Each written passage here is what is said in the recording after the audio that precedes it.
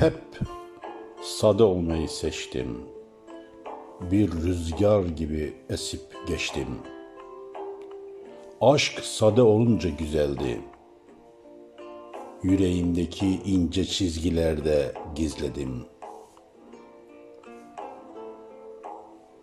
Umutlarımı ekledim yarınlara.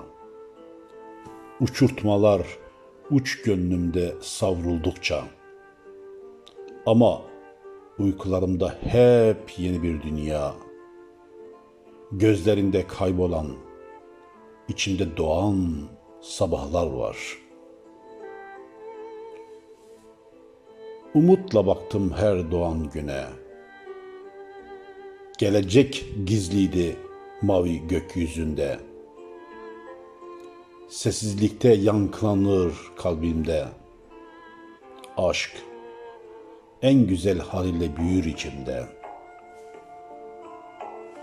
Hangi zaman yutar seni düşündüğümde, dönüp baktığında geçmişin izlerine, bir mavi rüya gibi süzülür hatıralar ve gözlerinde yeniden başlar hayat. Uçurtmalar uçuyor göksümde rüzgar, yarınlar hep seninle dolup taşan diyar.